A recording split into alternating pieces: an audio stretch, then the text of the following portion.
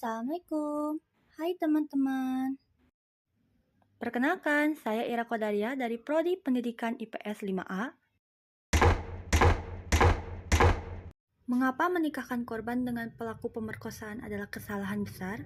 Realita yang marak terjadi di masyarakat ini bukan sekedar fiksi semata. Ini adalah salah satu contoh kasus di mana tersangka ingin menikahi korbannya. Akan tetapi, keluarga korban dengan tegas menyatakan keberatan. Kasus pemerkosaan dengan berujung upaya damai dengan cara menikahi korban kerap kali terjadi di tanah air. Penyebab hal ini marak terjadi yakni budaya patriarki dan standar ganda seksualitas. Mitos keperawanan. Perempuan yang diperkosa sering dianggap tidak berharga lagi karena kehilangan keperawanannya. Sehingga satu-satunya solusi adalah menikahkan korban dengan pelaku. Stigma sosial terhadap korban. Banyak korban takut melapor karena mereka malah disalahkan oleh masyarakat.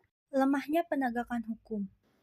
Banyak kasus diselesaikan dengan cara mediasi, bukan proses hukum yang sebenarnya.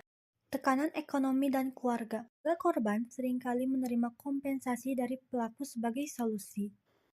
Faktor-faktor berikut membuat praktik ini tetap ada. Beberapa orang menganggap pernikahan sebagai cara menebus dosa, padahal pemerkosaan adalah kejahatan. Banyak yang masih percaya mitos keperawanan dan salah memahami konsep seksualitas.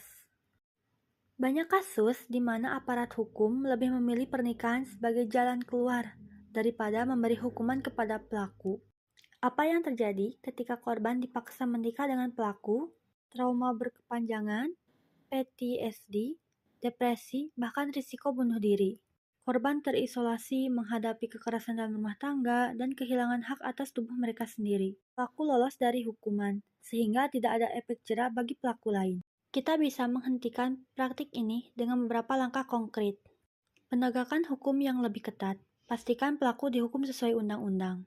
Edukasi masyarakat tentang gender dan kekerasan seksual. Hilangkan mitos yang menyalahkan korban. Dukungan terhadap korban, berikan layanan psikologis dan hukum yang memadai. Di sini kita dapat menyimpulkan bahwa dengan menikahkan korban dengan pelaku adalah bentuk kekerasan yang memperpanjang penderitaan korban.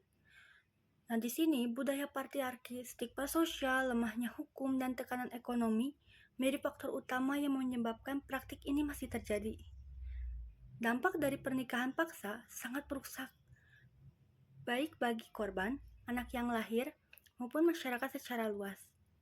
Penyelesaian kasus kekerasan seksual harus berbasis hukum dan hak asasi manusia, bukan dengan cara menikahkan korban dengan pelaku.